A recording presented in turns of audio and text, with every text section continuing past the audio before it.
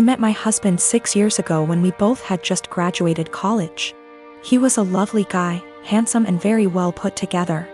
He loved muscle cars and weightlifting, and I loved everything about him. I fell in love with him instantly and was over the moon when he asked me to marry him.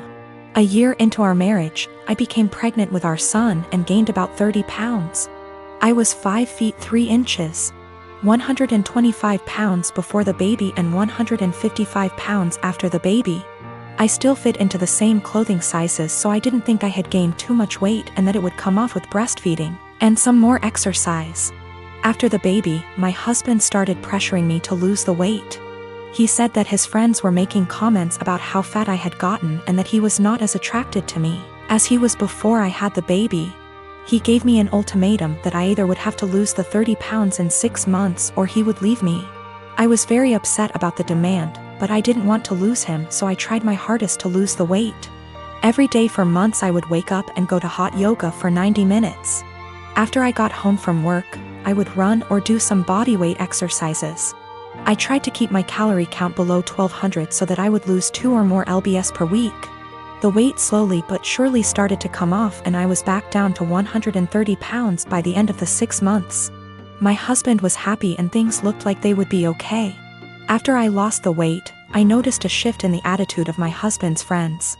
Most of them are perfectly nice guys, but a few of them are absolute pieces of shit, the same ones who called me fat. Once I returned to my old weight, these friends started to make comments about me and how sexy I was. I told my husband to make them stop and he said that he would speak with them, but the rude comments never stopped. I channeled all of my frustrations into working out and I lost an additional 15 pounds of body fat and got more toned. This past weekend, my husband's friends were over at the house and one of them grabbed me and tried to grope me. I told my husband, and even though he was angry at his friend, he was still angry at me. My husband said that I was leading his friends on by losing so much weight, and that I was trying to make myself skinny so that I could cheat on him. I was disgusted by this accusation and packed my bags and left for my mom's house. Last night, my husband called me and begged for me to come back home. He says that he knows that he was unfair and that he won't let his friend come over anymore. But I am so tired of dealing with this that I'm not sure I want him back. He's the one that told me to lose weight. But now he's blaming me for being too skinny and I'm afraid he's going to make me develop an eating disorder. But I also still love my husband and it hurts me to be apart from him. I, 37M, have 3 girls, 8, 10, and 12. Their mother walked out on us for another man when our youngest was around 4. My ex still stays in contact, though, and pays child support. A few weeks ago while doing laundry, I saw red spots on my oldest's underwear. I asked her if she knew about it, and she cried and told me she tried to call her mom, but my ex didn't call back. She'd been stuffing toilet paper in her underwear, hoping that would work.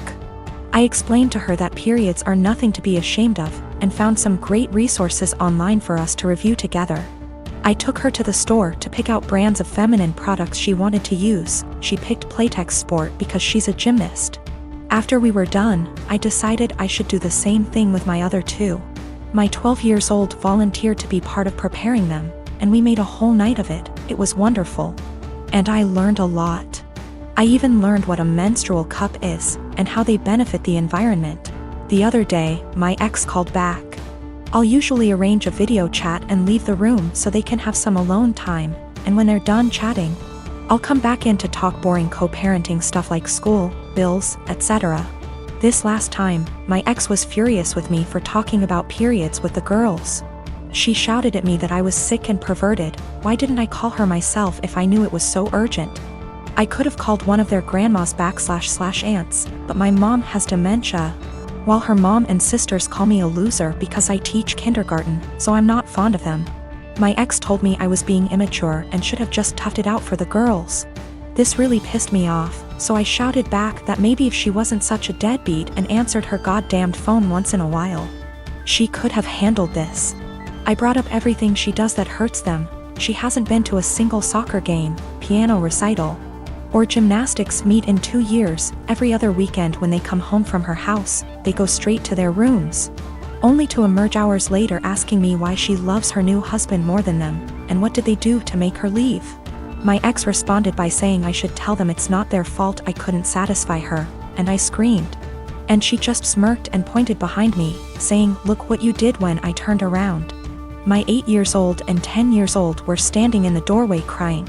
It broke my heart. I never shout, so I know I scared them. My 12 years old stormed in and started screaming at her mom, and while I appreciate her sticking up for me, this is not a battle I want her fighting. My ex hung up before I could fully de-escalate the situation. And let's just say the girls have been given free reign of the ice cream and limitless hours of video games, because I feel so bad. I even watched all the Twilight movies with them, so don't say I don't love them. It's a complex situation, but I'll do my best to explain. I have a bio son, Leo, 16, from my previous relationship. I married his stepmom, who is a mother of 2 boys, Connor, 20, deceased, and Derek, 12. I've never had the pleasure to meet Connor, who tragically passed away from a motorcycle accident. Derek was so devastated by this loss, and although it's been years, he's still pretty much grieving. I've seen tons of pictures and videos of Connor and made efforts to get to know who he was as a way to share Derek's grief, and be there for him to lend an ear and a comforting shoulder. It's safe to say that Derek and I grew a strong bond in no time. But my son Leo isn't close to Derek. Understandable, because not all siblings and step-siblings are the same. Leo and Derek are different in everything, which isn't a bad thing, but Leo calls himself the brutally honest type, and makes insensitive comments about Derek most of the time. They tend to be under the guise of advice. Derek never complained, so I had to step in and tell Leo to stop being insensitive towards his stepbrother, especially with everything regarding Connor and his memory. Leo would say, "Okay, I get it, and I won't do it again." Days ago, Leo wanted to hang out with friends and asked Derek if he wanted to join. Derek agreed and put on Connor's hoodie before going out. Leo commented on the hoodie and called it ugly and asked him to put on something else, but Derek insisted on wearing it or not go. Leo dropped it. Hours later, Derek came home crying with his hoodie in hand. He said Leo and friends cut it into pieces while he was in the bathroom after they convinced him to take it off. I was furious. I asked Leo, and he said it was his friend's idea, then said he had to do it since Derek wears it everywhere, and it looked old and embarrassing. I reminded him who this hoodie belonged to, and he said, "So what? Maybe this will help him move on in life." I told him his birthday was cancelled and his friends aren't welcome anymore. He pitched a fit saying his birthday was a right, not a privilege, and I can't cancel it. He had my ex criticize my decision and wanted to host his birthday party, but I refused because he's grounded, so no party anywhere. She and her family called me awful and ridiculous and asked me to think how Leo will hate me for this, but I insisted he needed punishment for putting his stepbrother through this. So recently, I found out my 15-year-old son, Jacob, pulled an incredibly cruel prank on one of the girls I'll call Ashley, that's in his friend group. I know this girl. She's been to our house and even attended Jacob's birthday party a month ago. She seemed incredibly sweet, if not a bit shy. So when my oldest son, Mark, he's 17, came to me and told me Jacob had asked Ashley out on a date as a prank, I was stunned. I of course asked how he could know this, hoping as any mother would that it wasn't true. But Mark showed me the family tablet we all use, but mostly my sons do, and it seems Jacob forgot to log out of his chatting app, Discord. I read the long series of messages between Jacob and his friends as they mocked Ashley all through this heartless prank. I was speechless. And that's not even getting into how he was talking, like he was some thug and not a 15-year-old living in a gated community. At first I couldn't figure out what to do or how to proceed. I'll admit that I never once imagined either of my boys would be the type of person to do something like that. But there was no way in hell I was letting this go. So after a day of thought, I decided what was going to happen. First things first, he was grounded. For how long, I'm not sure. Secondly, I'd gotten Jacob a bike for his birthday, but it hadn't arrived until the day previous, and I'd planned to give it to him when my parents came to visit, since they'd been unable to make his party. But instead of that, I showed him I knew about the prank and told him he was grounded.